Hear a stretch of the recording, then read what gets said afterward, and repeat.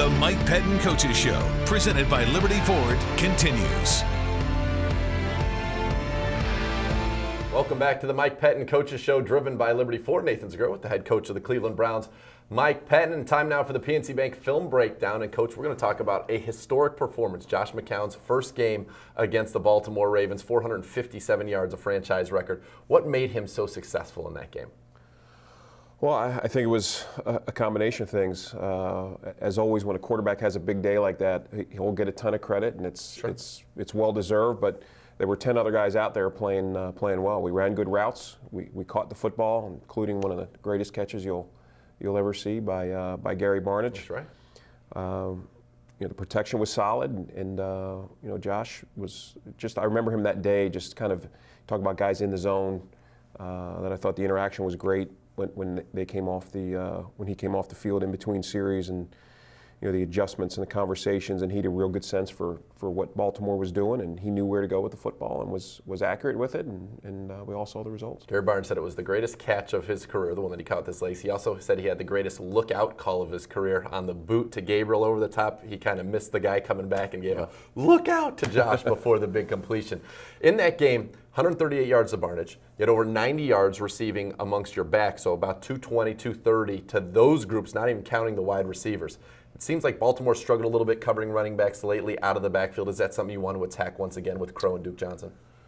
Yeah, Duke especially, and Crow's done a good job. I think that's one area of Crow's game that he's dramatically improved this year, understanding where to be in the pass game, and it doesn't always look pretty when he catches the ball, but he gets it done, and then that's why Duke's here. I think that game was a good example of some of the things that he can do and get him mismatched on a linebacker, and we all saw the production. All right, it's time now for the holiday edition of #AskPet. You got a Monday Night Football game coming up. Your favorite Monday Night Football memory?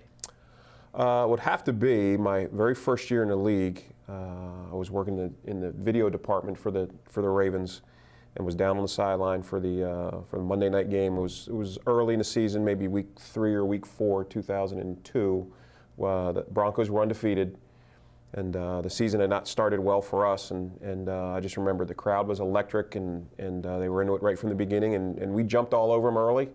But the biggest memory from that game is they tried a long field goal before halftime, and Chris McAllister caught it about 3 yards from the back end line, and next thing you know, he was celebrating a touchdown. I mean, I think it was the last play of the half, so it was just a huge wave of momentum to go in at halftime. So it was it ended up being a big win for us, and springboarded us to it was kind of a rebuilding season there, but that was probably the signature win of that year. Now, I know we can't get into the exact verbiage of Brian Billick's halftime speech that day, but is that one that you've kind of built on and used in your career down the line? Kind of a motivational tactic? Yes, he liked to quote movies, and he used a Pulp Fiction quote, but it was very appropriate. Very appropriate and effective for the moment. Good. All right. Thanksgiving tonight. What is the Mike Pettine Thanksgiving tradition that you enjoy the most? I'm probably like most American males. I like to watch football, and I like to take a nap. So get a big meal and watch the game, and at some point end up on the couch with maybe a little drool later on. Wakes me up, but I know that's.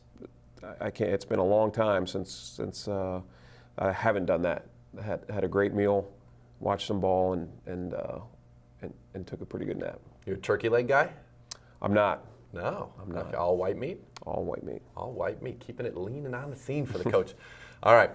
I have to ask you this. Cranberry sauce, right out of the can. Yes or no? No. Man, tough crowd on the cranberry sauce. I'm going to ask Cam Murphy later. I'm a green bean casserole guy. Okay. With the onion straws on the top? Yes. Oh, absolutely. Okay, and finally, Coach, what are you thankful for this year? There's so much, but it always starts with family. I always emphasize that with the players, that it's family first. And in the team meeting the other day, just talked about Thanksgiving, and it gives us a perfect opportunity as men. Where we are, that we're so blessed to be involved and be employed in the National Football League, and playing and coaching a kid's game, and have that be are providing us with our livelihoods.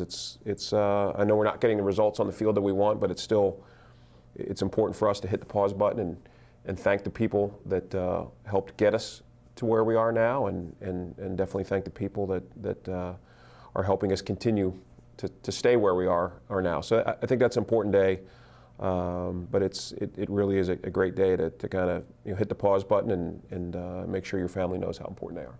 I like the sentimental answer. I thought you were going to say press conferences, but maybe another time. Coach, thank you so much. Happy holidays to you and your family. Thank you. All right, when we come back, I'll sit down with Cam Irving. We'll find out if he likes cranberry sauce right out of the can. It might be the only one here when we return on the Mike Pettine Coaches Show, driven by Liberty Ford.